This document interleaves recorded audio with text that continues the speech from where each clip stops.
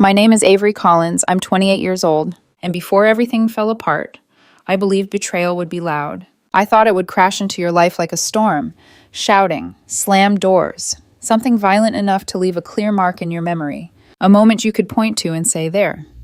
That's where everything ended. I didn't know it could arrive quietly. I didn't know it could sit at your dinner table, smile at you, and wait. At 28, I had built something real. Senior software engineer, big tech, Austin, Texas. By most people's standards, I had already made it. My base salary was $247,000. Stock on top of that. No debt, no kids. Just a house, a life, and a man I thought I knew. His name was Ethan Brooks. We had been together 8 years. 3 of those, living under the same roof that I paid for. Mortgage, utilities, everything structured and predictable, the way I liked it. Ethan was easy. Not in a bad way, just steady, familiar. The kind of person you didn't question because nothing ever seemed off. We weren't dramatic, we weren't chaotic. We were stable. At least that's what I told myself. We were trying for a baby. 14 months. 2 rounds of IVF, $28,000 out of pocket. And nothing. Every failed attempt carved something out of me I couldn't explain. It wasn't just disappointment. It was this quiet, creeping feeling that my body was betraying me. That I was failing at something that should have been natural. Ethan would hold my hand during appointments. Tell me it would happen. That we had time. And I believed him. Because I needed to. My family was back in Ohio. My parents, David and Laura Collins, weren't struggling in a dramatic way. Not visibly. But they were sinking. Dad retired early at 55 because of a back injury. Mom had never worked full-time. Their savings weren't enough, and Social Security wasn't kicking in fast enough to cover the gap. So I stepped in. $5,000. Every month. Automatic transfer. First of the month. No hesitation. The first time I told my mom, she cried. Said I was the best daughter she could have asked for. Said God had blessed her with me. She promised she would never forget. She forgot faster than I ever thought possible. My younger sister, Lily Collins, was 26, 2 years younger, and somehow living a completely different life. Lily was the kind of person who peaked early and never adjusted to the idea that life doesn't stay easy forever. High school queen, popular, effortlessly charming. And then, nothing. She dropped out of community college, quit jobs, lost jobs, drifted. By 24, she had moved back in with my parents and never left. I didn't know at first what my money was really doing. I thought I was helping my parents stay afloat, keeping the lights on, paying the mortgage, covering prescriptions. What I didn't know was that I was funding Lily's life, her car insurance, her phone bill, her nights out. Mom would pull cash from the account I filled every month and hand it to her like an allowance. I was paying my sister to exist. While I worked 60-hour weeks building something real, Lily came to visit in October. She said she needed a change of scenery.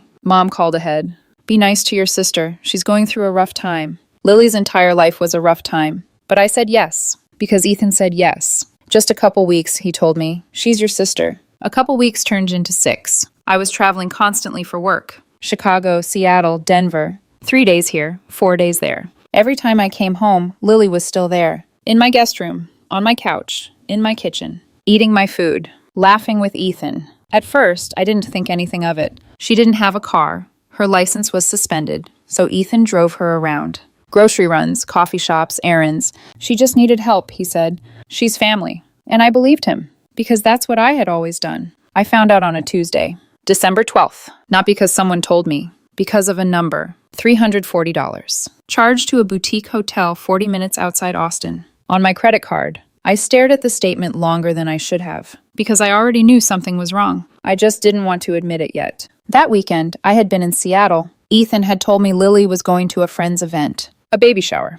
Normal. Ordinary. Safe. I didn't confront them. Not yet. Instead, I pulled phone records. Family plan. Ethan's number. Lily's number. 847 text messages. In 6 weeks, 114 phone calls. Average call length at 22 minutes. They were talking more than Ethan and I talked. That's when something inside me shifted. Not loudly. Not dramatically. Just quietly. Like a crack forming in glass. I installed a camera in the living room. Not the bedroom. The living room. My house. My rules. 3 days later, I had footage. I didn't watch all of it. I couldn't. I didn't need to. I saw enough. Ethan. Lily. On my couch. In my house. While I was 15 miles away working. I closed my laptop. Sat in my car in the parking garage. And for 1 hour and 11 minutes, I didn't move. I didn't cry. I didn't scream. I just sat there, trying to understand how something so loud in impact could feel so quiet in the moment it broke me. Then I picked up my phone and called a lawyer. Her name was Rita Vasquez. Divorce and family law. A colleague had recommended her months earlier during some office conversation I hadn't paid much attention to at the time. Back then, divorce had sounded like something that happened to other people. People with obvious cracks in their marriages, people who fought in parking lots or hurled glasses at kitchen walls or posted cryptic things online at 2 a.m. Not people like me. Not women who color-coded their calendars. Not women who paid their bills early. Not women who believed stability was something you could build if you worked hard enough. I told Rita everything. The camera footage, the hotel charge, the phone records, the 6 weeks, my sister in my guest room, my boyfriend in my bed. She listened without interrupting. No sympathy performance, no dramatic reaction, just focus, precision. The kind of calm that made me feel, for the first time since December 12th, like I was standing on something solid. When I finished, Rita folded her hands on the desk and said, "Do not confront them." I stared at her. She repeated it. "Don't change your behavior. Don't tip them off. Don't give either of them time to prepare a story before we build the facts." My throat felt dry. How long? 3 weeks. 3 weeks. I think part of me wanted to laugh. Another part wanted to walk back to my car and drive until Texas disappeared behind me. Instead, I nodded. Because when your heart is breaking and someone hands you a plan, even a cruel one, it feels like mercy. Rita moved quickly. She documented the hotel charge, then found more.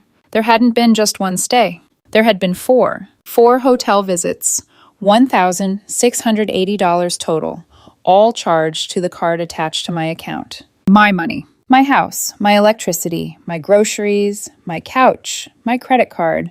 I wasn't just being betrayed. I was financing it. That realization did something ugly to me, something cold. It took the grief and sharpened it into humiliation.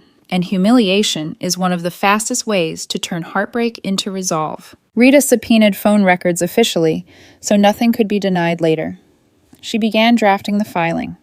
Since Ethan and I weren't legally married, in this version of my life, there was no divorce, but we had joint financial entanglements, cohabitation issues, shared access, and enough documented fraud and misuse for Rita to move hard and fast. She drafted a property removal notice for Lily and a formal civil demand related to unauthorized use of my funds. She also prepared cease and desist language in case my family did what families like mine always did when consequences finally arrived. They called it misunderstanding. They called it stress. They called it a mistake. They never called it what it was. During our second meeting, Rita asked a question that changed the shape of everything. "You send your parents money every month?" "Yes." "How much?" $5,000. Her brows lifted just slightly. "Is that required in any way? Written agreement? Family trust? Legal obligation?" "No, it's voluntary." She leaned back. "Then you can stop at any time." The words landed slowly. I had been so focused on Ethan, on Lily, on the footage, on the nausea of replaying 6 weeks of betrayal inside my head like some private punishment loop. I hadn't yet widened the lens, hadn't let myself look at the whole structure. The people who had raised me, the people I had protected, the people who used my help as a permanent solution instead of temporary support. Rita watched my face carefully. "That doesn't mean you have to stop it. I'm just telling you the truth. Legally, there's no consequence if you do. Financially, that gives you leverage." Leverage. I almost hated the word. It made everything sound strategic, when what I was feeling was far more personal than strategy. But I also understood what she meant. My parents had spent years treating my generosity like a utility line, something that would always run if they turned the faucet, something guaranteed. And Lily, God, Lily, had floated through adulthood on cushions paid for by me, smiling, apologizing, promising she'd figure it out someday, while my mother kept calling her sensitive and my father kept calling her lost, like those words were gentler than irresponsible. I looked at Rita and said, "Not yet." She nodded once. "But soon?" I let out a breath that barely felt like breathing. Soon. For the next 3 weeks, I lived inside a performance so controlled it frightened me. I came home every evening at the usual time. I asked Ethan how his day had been. I let Lily complain about traffic, about money, about some friend she was angry with, about the impossible unfairness of jobs that expected you to arrive on time and do work you didn't enjoy. She talked the way she always had, like life kept happening to her and not because of her choices. And I sat there listening. I made dinner twice that week. We ate together at the table. Ethan reached for my hand once while we watched television, and I had to focus on not pulling away too quickly. His palm was warm, familiar. That made it worse somehow. Betrayal would have been easier to process if he had turned into a stranger overnight. But that wasn't what happened. He still laughed at the same movies, still reminded me to charge my phone, still kissed my forehead when he left for the gym. That was the sickest part. Not that he betrayed me. That he betrayed me while still acting like he belonged in the life I built. At night, he slept beside me, and I lay there awake sometimes, staring into the dark, listening to his breathing, wondering how many lies a person has to tell before lying becomes their natural language. There were moments, small, vicious moments, when I nearly broke. One morning, Lily was in the kitchen wearing one of my sweaters. Mine, the cream-colored one I had bought on a trip to Seattle the year before.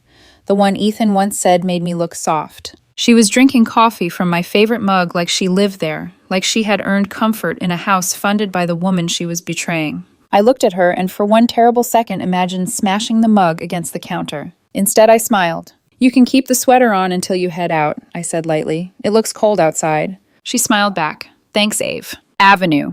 The nickname only family used. The version of me that had always forgiven first. I went upstairs, shut the bathroom door, and gripped the sink so hard my knuckles turned white. In the mirror, I looked exactly the same. That unsettled me more than anything. How could a face stay ordinary when a life had already ended? Rita kept working. She found timestamps that lined up too perfectly. Travel weekends, hotel charges, call spikes, a pattern. It wasn't random. It wasn't some accidental drift of feelings neither of them had expected. It was repetition, choice, access, opportunity, again and again. A week into the waiting period, I asked Rita the question I had been trying not to ask. "Do you think he ever loved me?" She was quiet for a moment. Then she said, "I think someone can love you and still fail you in unforgivable ways." That answer stayed with me, because it was both gentler and crueler than the ones I had invented for myself. If Ethan had never loved me, then our entire relationship had been fake. That was one kind of horror. If he had loved me and still done this, that was another. I started noticing things I wished I hadn't. How Ethan looked at his phone and smiled when he thought I wasn't watching. How Lily would disappear into the guest room and come back 10 minutes later with a flushed face and two bright eyes. How there were pauses between them sometimes, brief, electric silences across a room, and how obvious those silences became once you knew where to look. There is a kind of cruelty in hindsight. It doesn't just show you what happened. It shows you how many chances reality gave you to see it sooner. By the second week, my sadness had begun to harden. I was still hurting, still waking up with that heavy, hollow ache in my chest. But underneath the pain was something steadier now. Anger. Useful anger, not explosive, not sloppy, the kind that organizes files, saves screenshots, forwards documents, and keeps receipts. The kind that no longer asks, "How could you do this to me?" The kind that says, "You did, and now I decide what happens next." Rita called on a Thursday afternoon and said, "I need you to prepare for something." I straightened in my chair at work. "What?" "When you confront them, they're going to deny, minimize, or cry. Maybe all three. Don't let emotion pull you off script." I almost laughed, but there was no humor in it. "You make it sound like a courtroom." "In a way," she said, "it is. People get most dangerous when their comfort is threatened, especially people who relied on you to create it." That night, I sat in my car in the driveway for almost 10 minutes before going inside. The porch light was on, warm, domestic, inviting. Inside, Ethan was at the stove. Lily was curled up on the couch scrolling through her phone, one leg tucked beneath her like she had lived there for years. It looked so normal. That normalcy had become grotesque to me. I walked in. Ethan looked up and smiled. "Hey, babe." Lily glanced over. "You're home early." "Meeting got canceled," I said. My own voice sounded smooth, calm, uninjured. Ethan crossed the room, kissed me lightly, and asked if I wanted pasta or salad with dinner. Pasta or salad? As if the walls of my life weren't already blackening from the inside. "Pasta," I said. And then I went upstairs, changed clothes, and sat on the edge of my bed for a long time, staring at nothing. I thought about the first apartment Ethan and I shared in college, about cheap furniture and grocery store flowers and the way we used to laugh because everything felt temporary except us. I thought about Lily at 12 years old climbing into my bed after thunderstorms because she said my room felt safer than hers. I thought about my mother crying when I set up the first bank transfer, How love had always seemed like something measurable to me back then. Money sent, time given, forgiveness offered, doors left open. I understand now that some people treat open doors like invitations to take the house. By the third week, Rita had everything ready. Financial records organized, evidence stored in multiple locations, demand letters drafted, notices prepared, access changes scheduled for the morning of the confrontation. "We do this cleanly," she told me. "No screaming, no chaos. Let the evidence do the talking." January 3rd, 3 weeks and 2 days after I found out. That became the date in my mind, not the date my relationship died. That had happened earlier, quietly, on a couch I paid for. January 3rd was the date I buried it. I left work at the usual time and drove home under a sky the color of steel. Everything felt strangely sharpened that evening. The red of brake lights, the cold air when I stepped out of the car, the sound of my heels on the walkway. Inside, Lily was in the guest room. Ethan was making dinner. He turned when he heard me come in and smiled the same easy smile that used to make my whole body soften. It did nothing to me now. I set my bag down carefully, took off my coat, walked to the kitchen table, sat. My phone was already in my hand. Ethan looked at me. "Everything okay?" I placed the phone face up between us. Then I hit play. The audio hit the room before the images fully registered. My living room, my couch, my life, playing back at me through a screen no bigger than my hand. At first, Ethan didn't understand what he was hearing. His expression stayed neutral for half a second too long, like his brain was trying to categorize the sound before accepting it. Then recognition hit. I watched it happen in real time. His shoulders stiffened, his eyes flicked to the phone, then to me. And in that moment, something inside him broke. Not guilt, not remorse. Control. Lily came out of the guest room. She must have heard the voices, hers and his, bleeding into the kitchen. She stopped in the doorway, frozen. Her face drained of color so quickly, it looked like someone had pulled it out of her with a switch. I didn't say anything. I just let it play. 60 seconds. That's all it took. 60 seconds of quiet destruction. The soft laughter, the familiarity, the intimacy that never belonged to them. I reached forward, paused the video. Silence. Heavy, absolute. The kind of silence that presses against your chest. Then I spoke. "My attorney is Rita Vasquez." My voice didn't shake. I noticed that. It surprised me. Everything has been documented. Every message, every charge, every call, every piece of footage. Ethan swallowed hard. "Avery?" "No," I said calmly. "You don't get to start with my name." That stopped him. Completely. I turned slightly, just enough to include Lily without fully facing her. "You have 72 hours to leave this house," I said. "After that, I will involve law enforcement." Lily's lips parted, but no words came out. Good. For once, she didn't have something to say. Then I looked back at Ethan. "Our joint access has already been revoked. Accounts are secured. Anything tied to my income is no longer accessible to you." His voice cracked. "You're overreacting. We can talk about this." I let out a small breath. Not a laugh. Something colder. 847 messages, I said. 114 phone calls. 4 hotel visits. $1,680. On my card.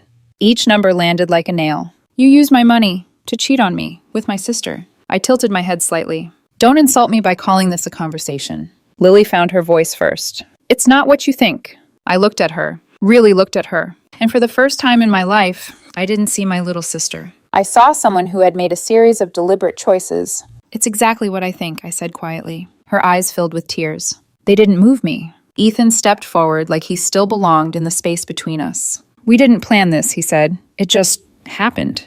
That sentence. That pathetic rehearsed excuse. Something in me snapped. Not outwardly, not dramatically, but internally, like a final thread giving way. "Nothing happens 847 times," I said. Silence again. He had no answer, because there wasn't one. I stood up, slowly, deliberately.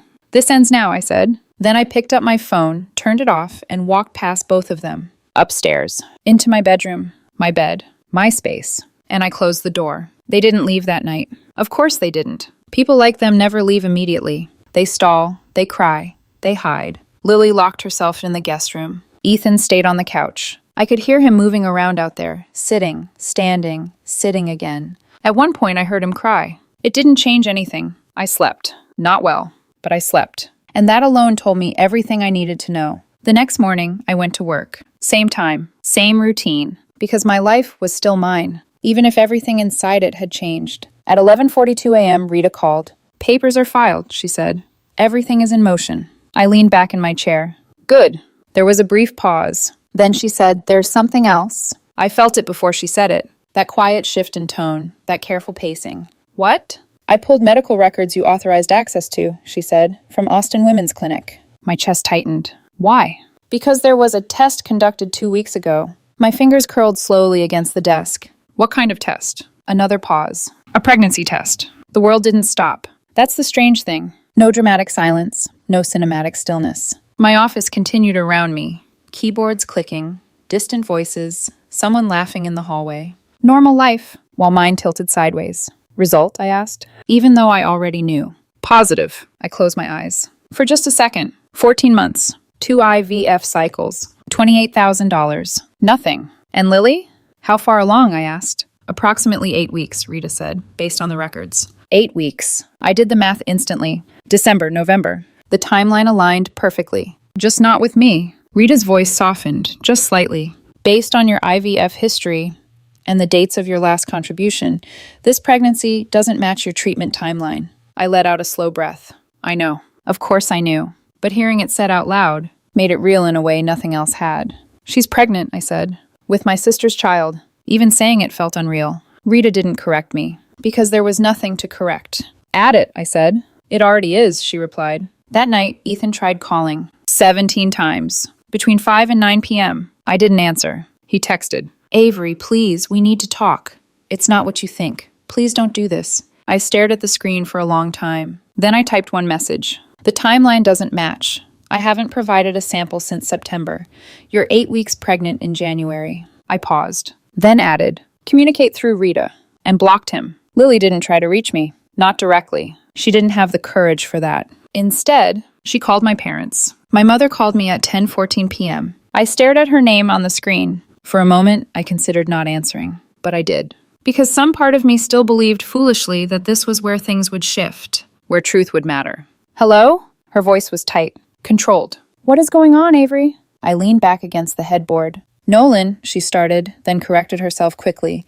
Lily says you kicked her out and you're ending things with Ethan. I let the silence stretch for a second. Then I said it. Lily has been sleeping with Ethan for 6 weeks. She's pregnant. It's his. Silence. 4 seconds. I counted them.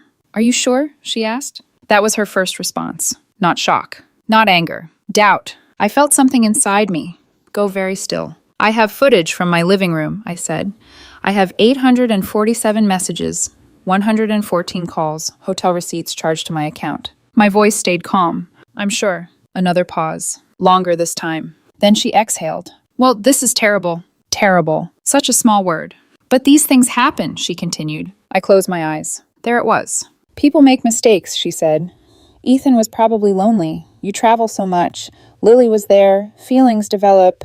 I sat up. You're making excuses for them. I'm trying to understand, she snapped. She's your sister.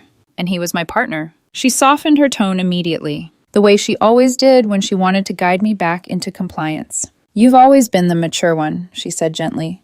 The reasonable one. I knew what was coming before she said it. You need to be the bigger person here. There it was. The sentence that ended everything. Not the affair. Not the pregnancy. This. I stared at the wall for a long moment. Then I said quietly, You're right. Relief flooded her voice instantly. Oh, thank God, I knew you'd understand. The $5,000 stops February 1st. Silence. Not 4 seconds this time. Longer. Heavier. What? She whispered. The monthly transfer, I said. It ends. Her voice rose, panic slipping through. You can't do that. We depend on that money. Depend. Not appreciate. Not grateful. Depend. You told me to be the bigger person, I said. My tone stayed even. Controlled. But you're right. I should think about family. I let the words settle. My family doesn't include any of you anymore. Wait, Avery, don't be hasty. For 6 years, I continued, I've sent you $360,000. Silence. You used that money to support Lily while she slept with my partner. That's not fair. We didn't know. But you knew she wasn't working, I said. You knew she was living off what I sent. She started crying. You can't do this to us. We're your parents. And she's your daughter, I said softly. The one you're choosing. I pulled the phone away from my ear. Not abruptly, not angrily. Just decisively. Then I ended the call. And for the first time in 6 years, I opened my banking app, found the recurring transfer, and canceled it. 4 taps. That's all it took. 6 years of support. Gone. February 1st was coming. And for the first time, they were going to feel what it was like to live without me. February 1st came quietly. No announcement, no warning, just absence. No $5,000 transfer, no safety net, no invisible hand catching them before they hit consequences. My phone lit up that morning. Mom. Again, and again, and again. 14 missed calls in under 2 hours. I didn't answer. I didn't even listen to the voicemails. I just blocked the number. Then my dad called. Blocked. Lily tried from an unknown number. Blocked. It wasn't anger anymore. It was clarity. Rita became my filter, my firewall. The only way the outside noise could reach me, and even then, only if I allowed it. February 8th, Rita called. Your mother contacted my office, she said. She's asking for a meeting. Says they can't cover their mortgage this month. I stared out the window of my office. Austin stretched out below me.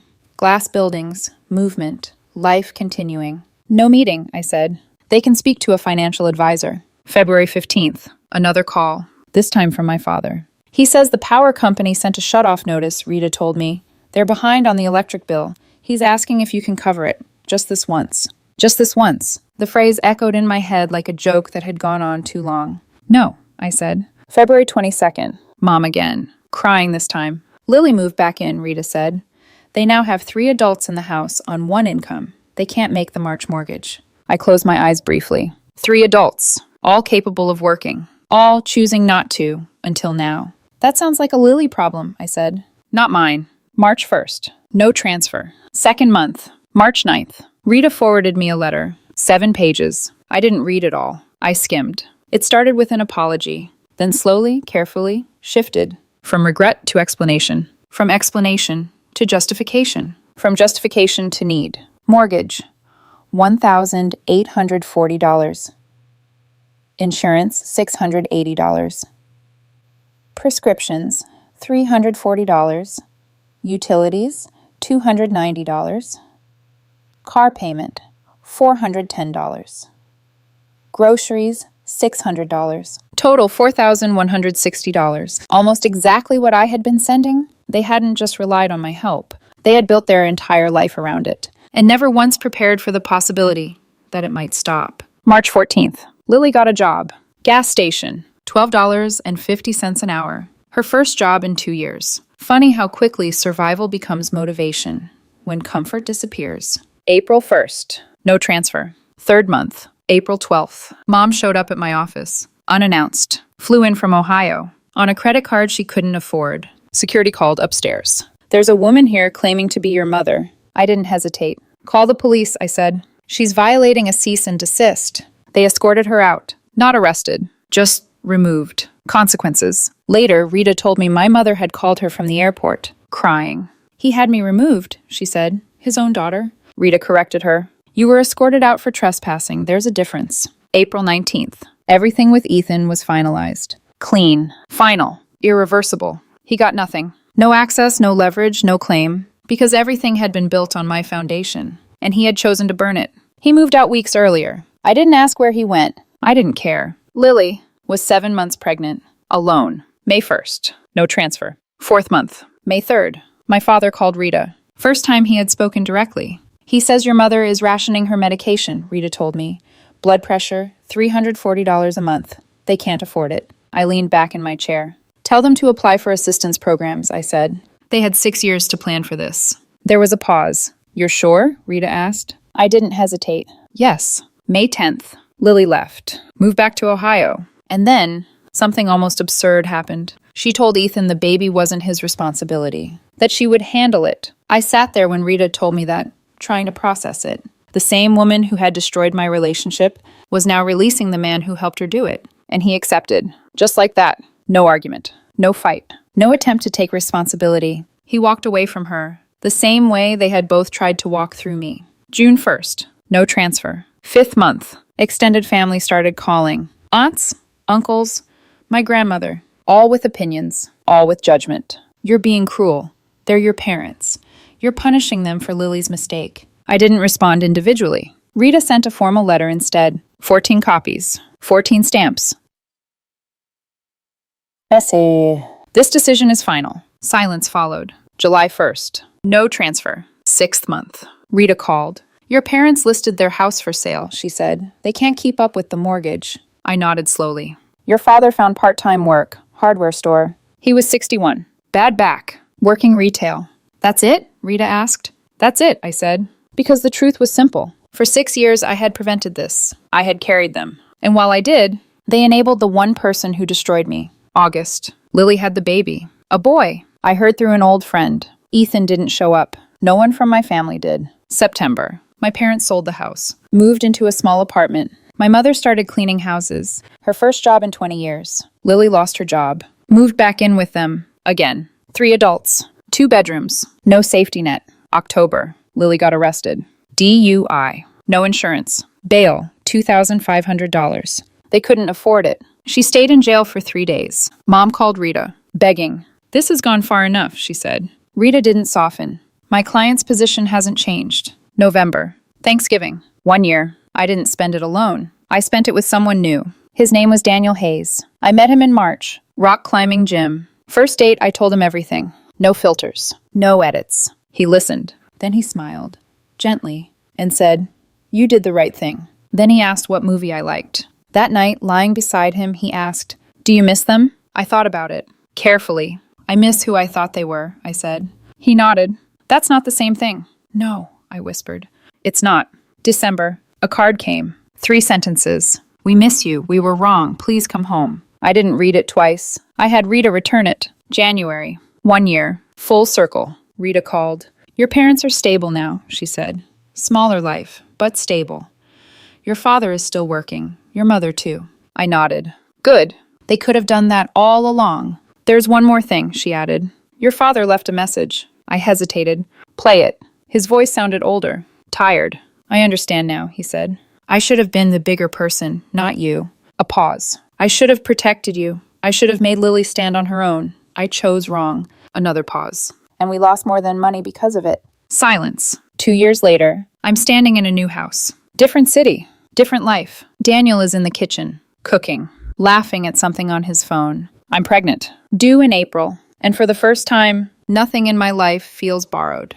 Or conditional. Or fragile. I don't send money to Ohio. Not $1. My parents are alive. Working. Managing. Lily is raising her child alone. And me? I'm okay. Not because they suffered. Not because I won. Not because everything balanced out like some perfect equation. I'm okay because I learned something most people don't until it's too late. Being the bigger person doesn't mean absorbing every blow. It doesn't mean forgiving people who break you. It doesn't mean funding your own betrayal. Sometimes, being the bigger person means walking away. They told me to be the bigger person. So I was. Big enough to leave.